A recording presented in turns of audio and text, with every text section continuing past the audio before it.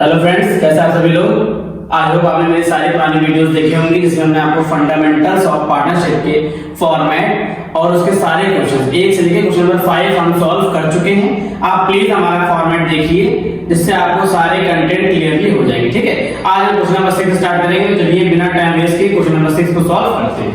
Question number 6 में कहा गया है कि A B are partner in a firm ratio 2:3 with the capital 4 lakh and 8 lakh.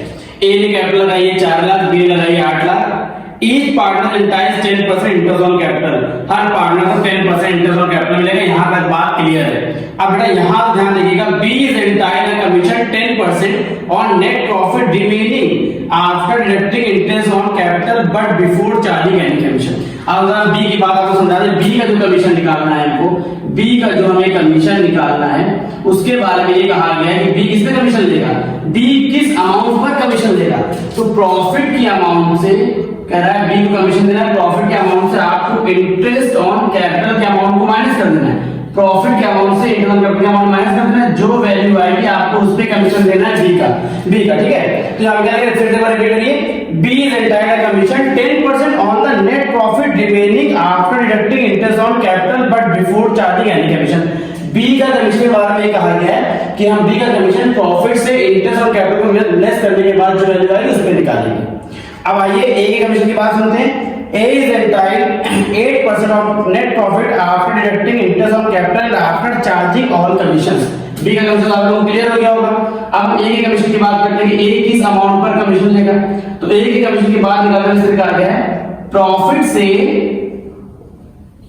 के अमाउंट से माइनस करेंगे पहले इंटरेस्ट ऑन कैपिटल, फिर जो वैल्यू आएगी। देखिए प्रॉफिट से इंटरेस्ट कैपिटल निकालने का क्या कहा गया, A is entitled 8% of net profit remaining after deducting interest on capital। तो हमने इंटरेस्ट ऑन कैपिटल डिडक्ट कर दिया and after charging all the commission, and after charging all the commission मतलब सारे कमीशन भी माइनस करने के बाद। तो मेरे में कमीशन कौन था, मैंने क्वेश्चन में बी को पहले कमीशन दिया था, तो वो बी का कमीशन माइनस बी के कमीशन के अमाउंट को भी माइनस करना है। फिर जो वैल्यू आएगी उस पे हम कैलकुलेट करेंगे ए का कमीशन। मेरे पास समझ आई। एक बार फिर डिस्कस करना पॉइंट, बी का कमीशन निकालने के लिए हमको कौन से अमाउंट पे कमीशन निकालना होगा, प्रॉफिट से इंटरेस्ट ऑन कैपिटल के अमाउंट लेस कर देंगे, जो वैल्यू आएगी उस पे हम निकालेंगे बी का कमीशन। ए के कमीशन के लिए क्या करना है, प्रॉफिट से इंटरेस्ट ऑन कैपिटल के अमाउंट भी माइनस करना है और प्लस बी के जो कमीशन की जो अमाउंट आई वो भी माइनस करेंगे, फिर जो वैल्यू आएगी उस पे हम कमीशन निकालेंगे। अब स्टूडेंट एक बहुत इंपॉर्टेंट चीज है जो कमीशन में हमेशा गलती करते हैं बच्चे, इधर देखिए जरा।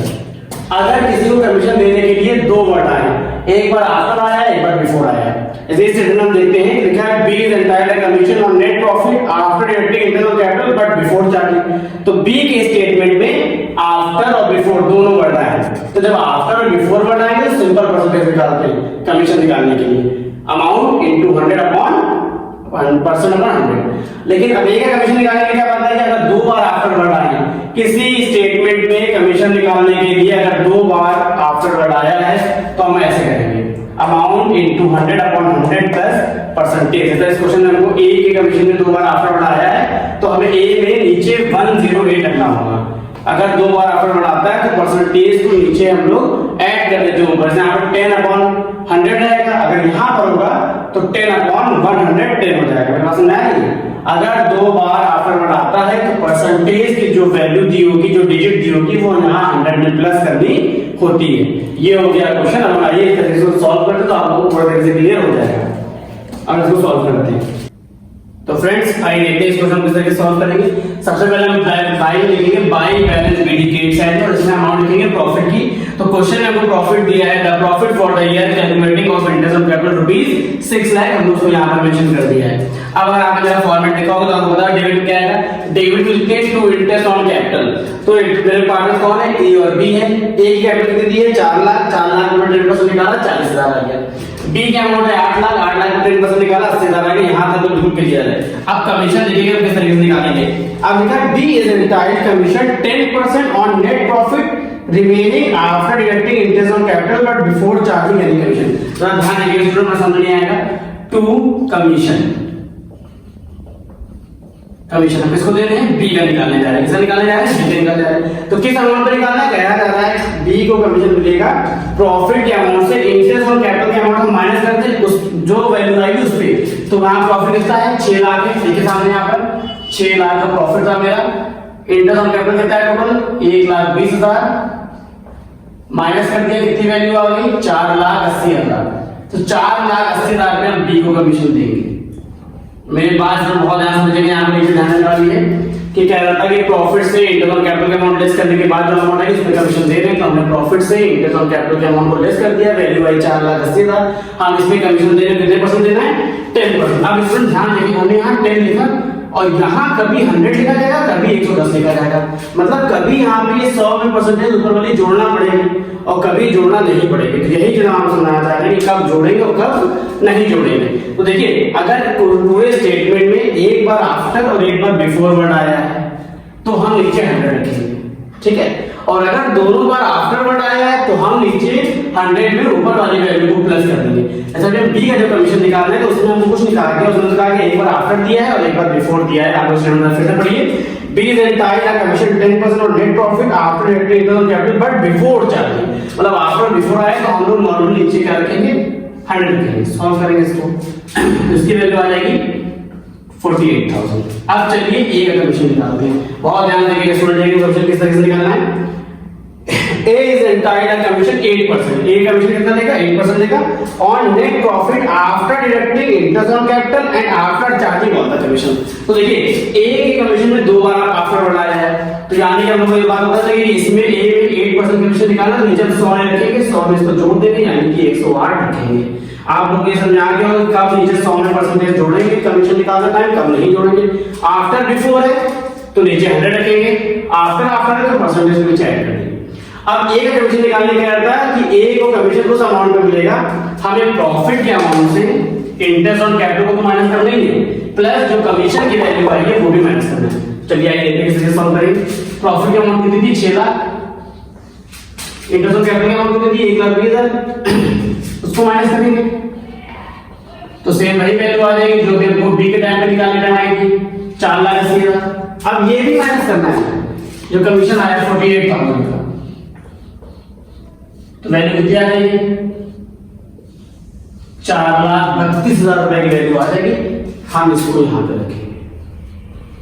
मैं आई होप आपको मेरी सारी बात समझ आ रही होगी कि ए को जो कमीशन निकालने का तो स्टेटमेंट दिया है साफ साफ, ए कमीशन देगा प्रॉफिट के अमाउंट से इंटरेस्ट ऑन कैपिटल को माइनस करने के बाद प्लस जो कमीशन आया उसके अमाउंट को माइनस करने के बाद जो वैल्यू आएगी उसको सॉल्व करेंगे। तो हम उसको सॉल्व करेंगे, सॉल्व करने के बाद इसका आंसर आएगा, इसका आंसर आएगा 32,000। इसका हम सॉल्व करेंगे 32,000 आ जाएगा। अब हम प्रॉफिट निकाल लेंगे नॉर्मली और उसको प्रॉफिट को पार्टनर्स में डिस्ट्रीब्यूट कर देंगे। प्रॉफिट पार्टनर्स मेरे ए और बी है और रेशियो कितना दिया है क्वेश्चन में, रेशियो दिया है 2:3। तो हमने आपको पहले बताया रेशियो 2:3 यानी कि ए का 2 है और बी का 3 है और 2 और 3 5। तो इस तरीके से हम प्रॉफिट और उसको डिस्ट्रीब्यूट कर देंगे, ठीक है। अभी हम निकालते हैं प्रॉफिट।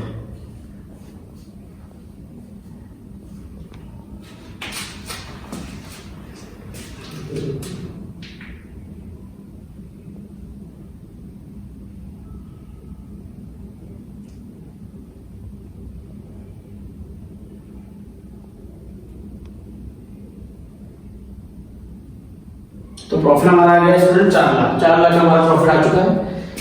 4 लाख हमने यहाँ पे लिखा,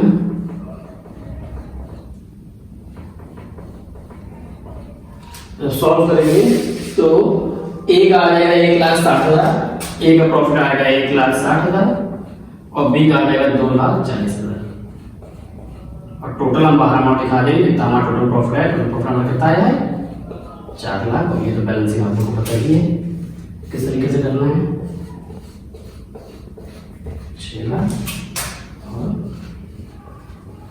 6 लाख इस तरीके से क्वेश्चन पूरा कंप्लीट हो जाएगा। अब आपको इस क्वेश्चन में कोई भी डाउट हो, कोई भी किसी भी तरीके की परेशानी हो प्लीज हमें कमेंट सेक्शन में बताएं और इसके बाद हम आगे क्वेश्चन भी सेम इसी टाइप के हैं आप लोग से करवाते रहेंगे। कोई भी डाउट हो प्लीज